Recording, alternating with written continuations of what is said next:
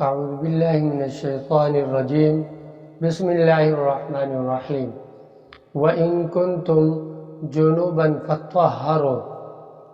اللہ رب العزت کا ارشاد گرامی ہے کہ جب تم حالت جنابت میں ہو جاؤ تو پاکی حاصل کر لو۔ پاکی حاصل کیسے کرنی ہے وہ ہم نے دیکھنا ہے طریقہ جناب نبی کریم صلی اللہ تعالی علیہ وسلم کا۔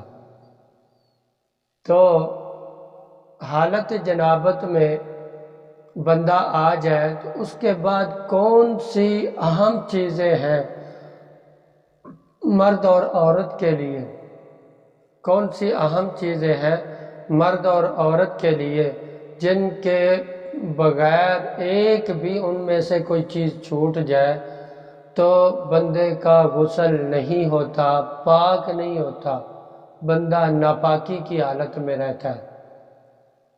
تو یاد رکھیے گا کہ کئی وجوہات ہیں ایسی کہ جن وجوہات کی وجہ سے گھر کے اندر اللہ کی رحمت کے فرشتے داخل نہیں ہوتے۔ نمبر 1، آپ صلی اللہ تعالی علیہ وسلم کا ارشاد ہے کہ لا تدخل الملائکۃ بیتا فیہ کلب او تصابیر۔ اس گھر میں اللہ رب العزت کی رحمت کے فرشتے داخل نہیں ہوتے جس گھر کے اندر کتا ہو یا کسی بھی جاندار چیز کی تصویر لگی ہو۔ نمبر 1۔ نمبر 2، اس گھر کے اندر بھی اللہ کی رحمت کے فرشتے نہیں آتے جس گھر کے اندر کوئی حالت جنابت کے اندر کوئی مرد اور عورت رہ رہے ہوں ناپاکی کی حالت میں۔ آج کل بڑے بڑے گھر ایسے ہیں کہ انہیں غسل جنابت کی اہمیت کا پتہ ہی نہیں ہے اور بڑا کھیل تماشا سمجھتے ہیں۔ اس کے اندر چند چیزوں کی رعایت کی گئی ہے۔ عشاء کے بعد غسل حاجت جنابت ہو گیا اور بندہ ناپاک ہو گیا اور جنابت کا غسل اس پر فرض ہو گیا، ضروری ہو گیا۔ اب اس کو رعایت کتنی ہے؟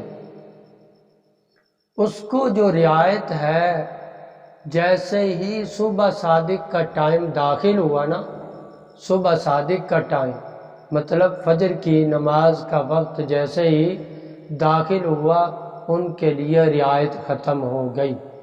اس کے بعد کوئی بندہ اگر حالت جنابت میں جان بوجھ کر بغیر کسی عذر کے ناپاک پڑا ہوا ہے تو اللہ کی رحمت کے فرشتے نکل جاتے ہیں۔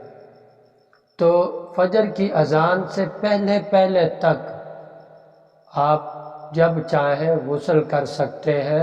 اس کے بعد اگر آپ غسل نہیں کرتے تو مجرم ہیں اللہ کے ہاں۔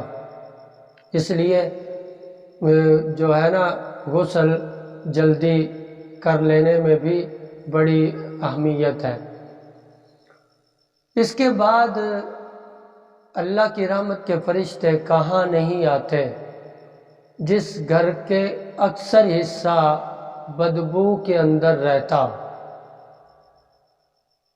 اس کی 2-3 صورتیں ہیں، وہ یاد رکھیے کہ واش روم اچھی طرح صاف نہ رہنا اور اس واش روم کی جو سمیل ہے وہ گھر کے اکثر حصے میں اگر آتی ہو تو تب بھی اللہ کی رحمت کے فرشتے نہیں آتے۔ اسی طرح سے اگر کسی گھر کے اندر بھینسوں کا کام ہے، بھینسیں بھی ساتھ رکھی ہوئی ہیں اور بھینسوں کا گوبر جو ہے نا وہ گھر کے اکثر حصے میں یا گوبر ہے یا گوبر کے بدبو وغیرہ وہ گھر کے اکثر حصے میں رہتی ہے، تب بھی اللہ کی رحمت کے فرشتے اس گھر سے نکل جاتے ہیں۔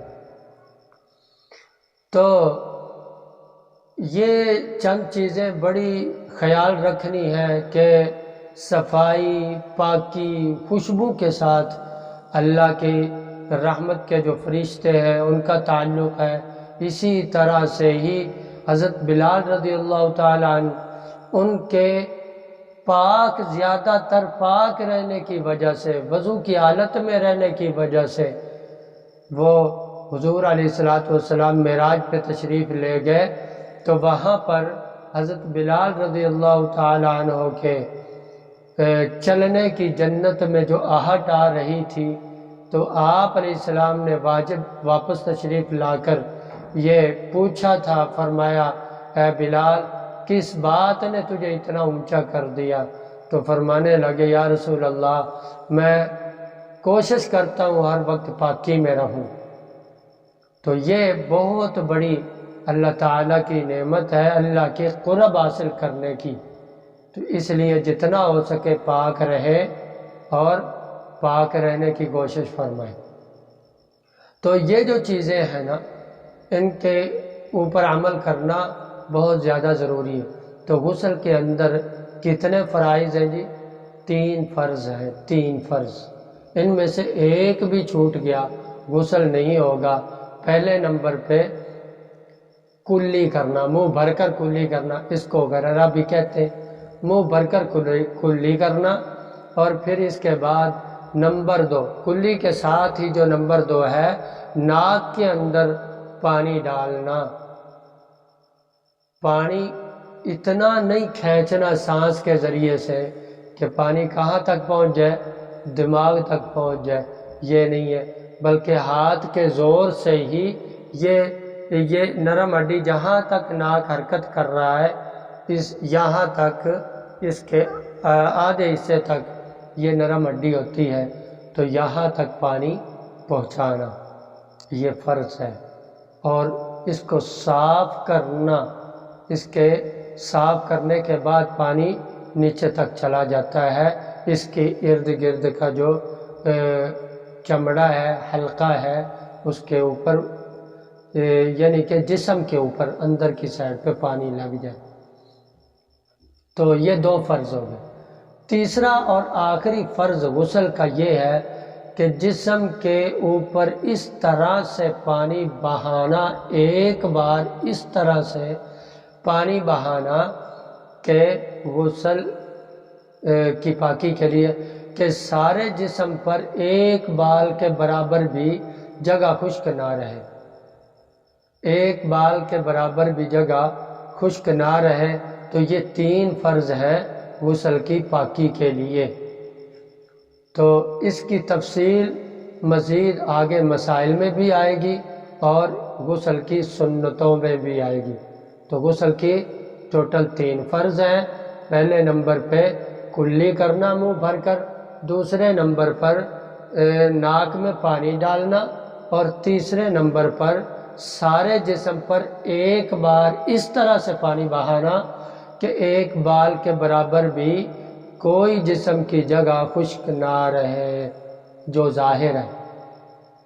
تو یہ کلی بھی ایک بار ضروری ہے منہ بھر کے کرنا فرض ہے، اور ایک ہی بار میں ناک میں پانی ڈالنا اچھی طرح سے کہ صاف ہو جائے۔ اللہ پاک مجھے آپ کو پاکی کی زندگی گزارنے کی توفیق عطا فرمائے۔ السلام علیکم ورحمۃ اللہ وبرکاتہ۔